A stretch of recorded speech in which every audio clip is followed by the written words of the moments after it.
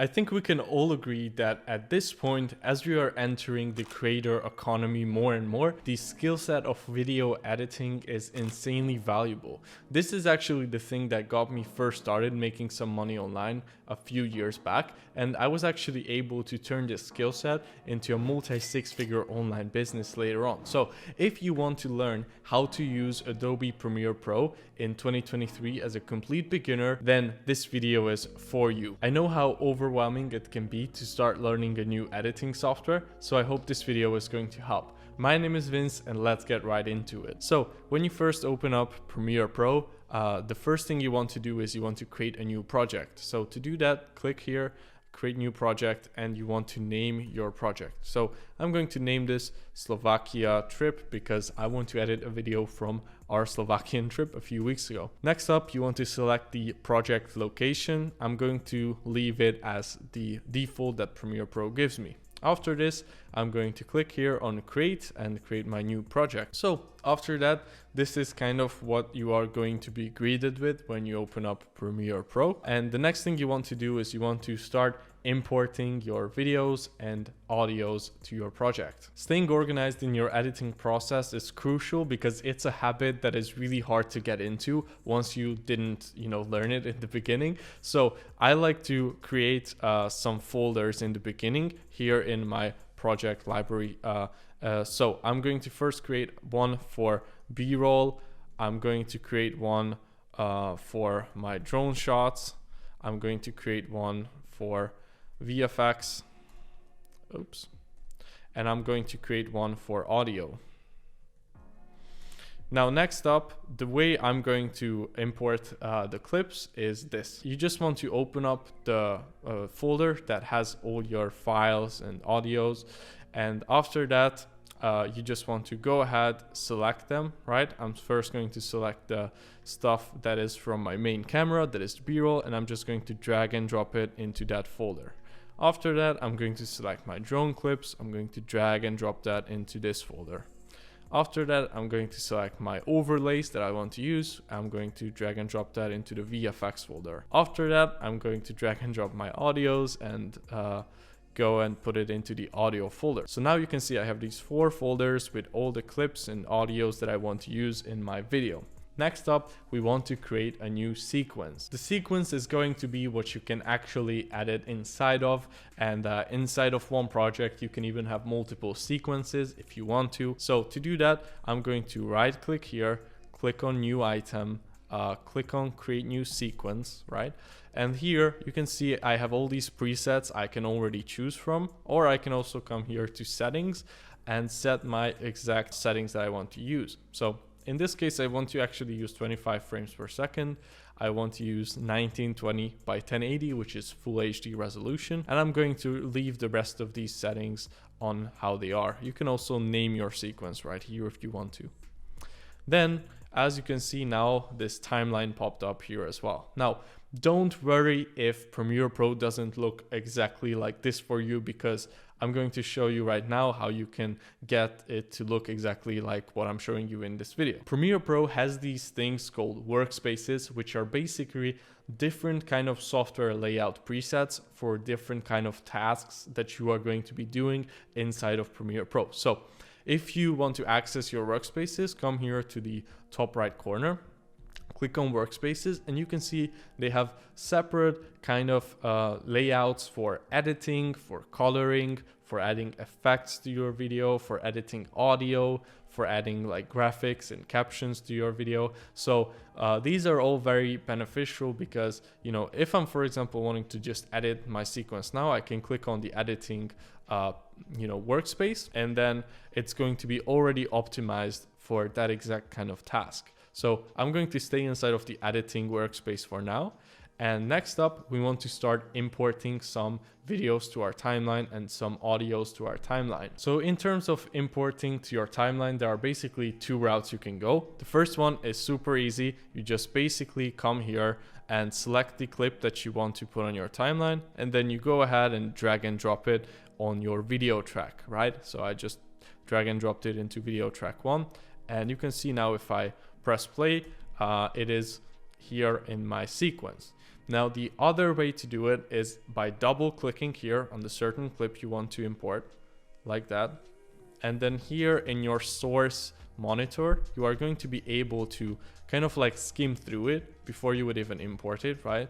And if I only want to import a certain part of this video or audio onto my timeline, I can come to the part where I want the clip to begin, for example here, press I on my keyboard, and then I'm going to scroll to where I want it to end, for example here.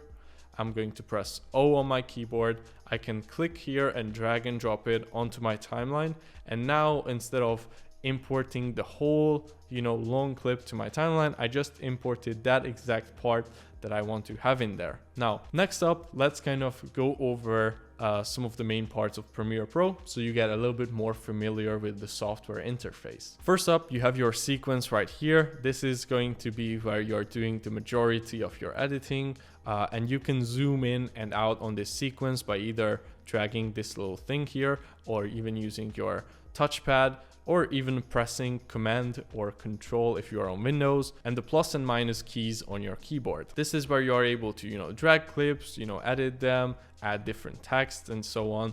So do the majority of your editing work. Next up, right next to it, you have some of the most essential tools that you are going to be able to use again for editing. Then here on the left, you will have, your project library, your effects, info, different libraries, and so on. Obviously, these can all depend in terms of where they are based on the exact workspace you are in, which, like I said, you can access by coming here to the top and then selecting the certain workspace. The next super important part is your playback area, which is this. So if I press spacebar on my keyboard, I can start the playback, and if I stop the playback, then I can just press spacebar again. You can also scroll through that here. You can select what playback resolution you want to have and so on. And the next part, which you're going to be using a lot, is effect controls right here, which is where you're going to be able to set some of the most important parameters of your clips and also adjust your effects that you add onto it later on and so on. All right, now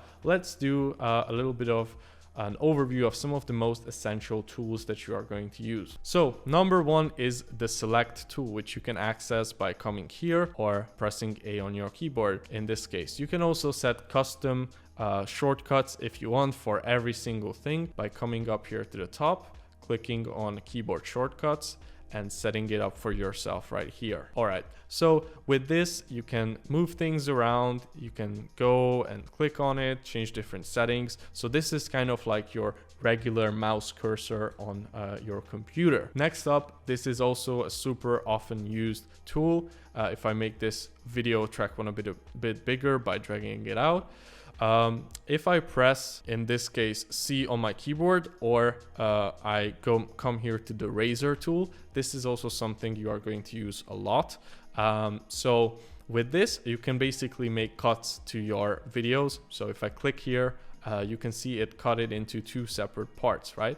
So for example, if I want to cut out this middle part here, I can just come back to my selection tool, click on that, delete it. If I want to get rid of this dark space that it left here, this blank space, I can select that and click delete again.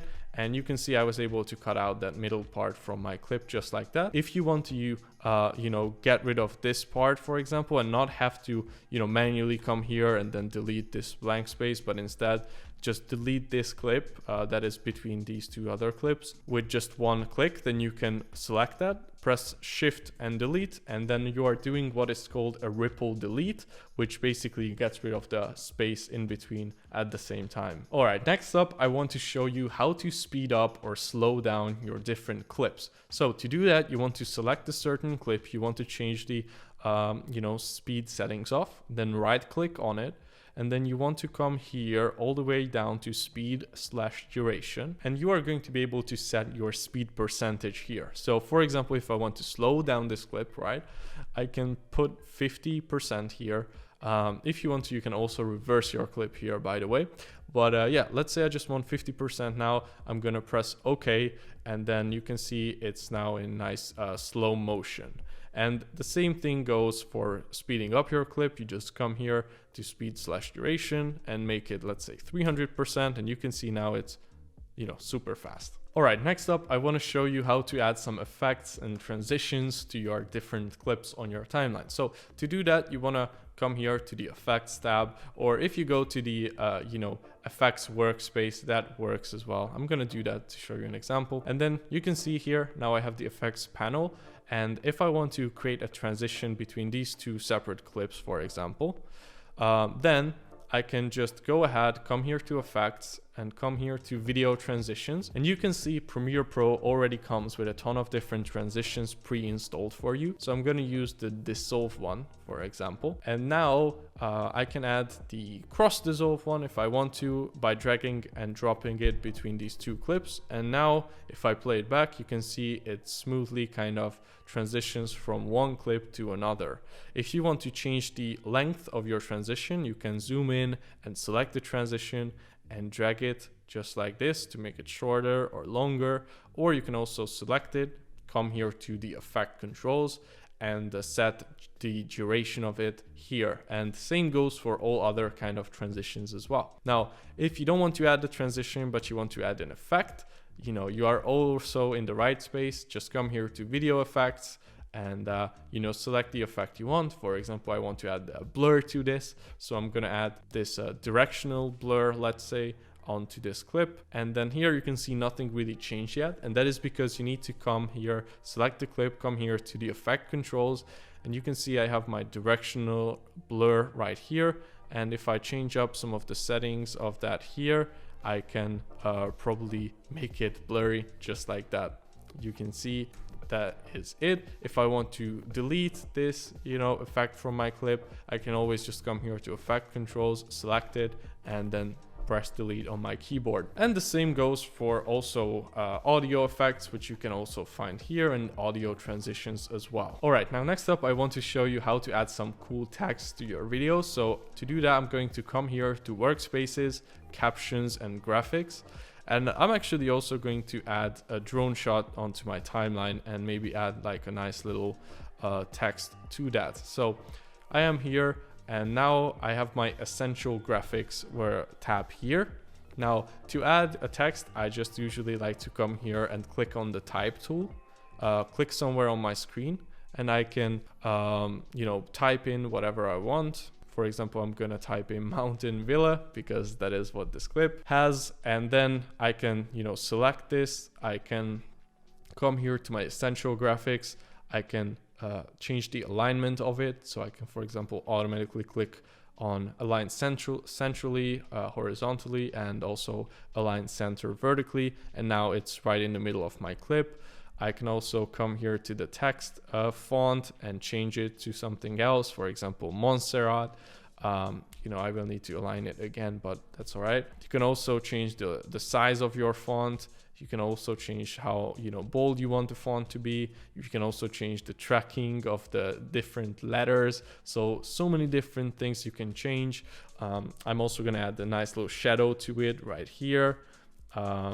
Simple as that. You can change the settings of the shadow as well. Adding text is super basic, super simple. You can change the positioning of it here as well. So I'm just going to align it to the center. And if you want to change the duration of your text, you can always just select this new layer that it created, which is your text layer, and make it longer by dragging it out, or make it shorter by dragging it shorter. Now, next up, I'm going to show you how to add audio to your video as well, and how to add songs and so on. So, I have my audio right here in this folder, this song. So I'm gonna drag and drop that on my timeline.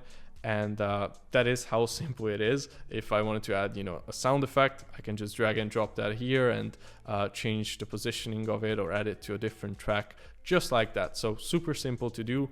If you want to change the volume of your song, you can do that by either making your audio track bigger by dragging it out like this, and pressing on this white line and lowering it. So you can see now it's at -20 decibels. So that is one way to quickly change the volume of your audio. Or you can also select it, come here to effect controls, and change the volume level right here. Talking about audio and sound effects, that actually brings us to the sponsor of this video, Epidemic Sound. If you're looking for an amazing solution to get all your music and sound effects from for your own YouTube videos or even client projects, Epidemic Sound might be the best solution for you. I have been using their service for over 5 years at this point, and I've used their songs and sound effects in countless YouTube videos for my personal brand and also for client projects. I love the fact that instead of having to license your songs individually, potentially even costing you thousands of dollars in license fees,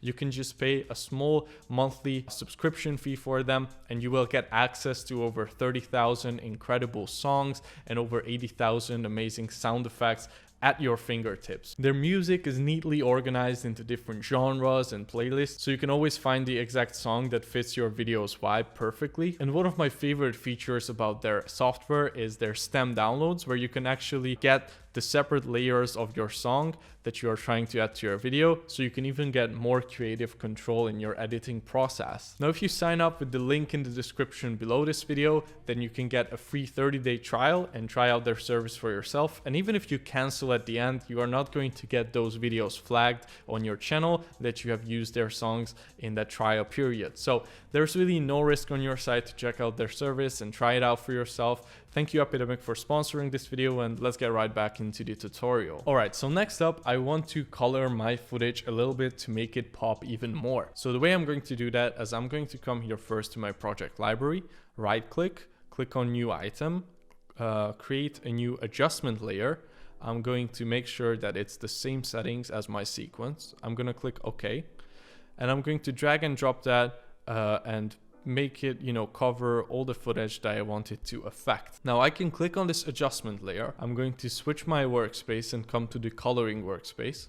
And here in Lumetri Color, I can change the look of that however I want. And basically by adjusting this adjustment layer's color, it's going to affect everything that is under it, so you don't have to adjust your clips separately one by one. Now, unfortunately, in this video, I don't have enough time to go into super in depth about, coloring your stuff, because you have so many different options like you can see here.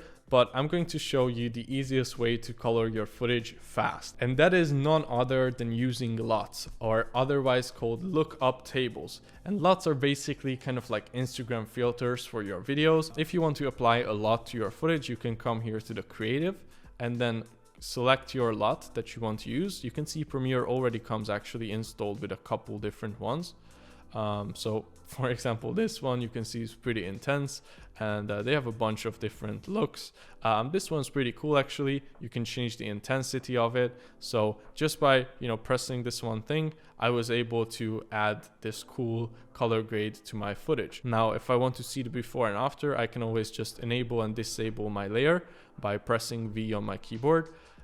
Or also you can right click on it and click on enable or disable right here, and you can see the before and after. I quite like this look, so I'm going to move forward with that. So now I'm going to use all these different skill sets that I just talked about and I just showed you, and I'm going to create an example edit for you, combining these separate things that I talked about.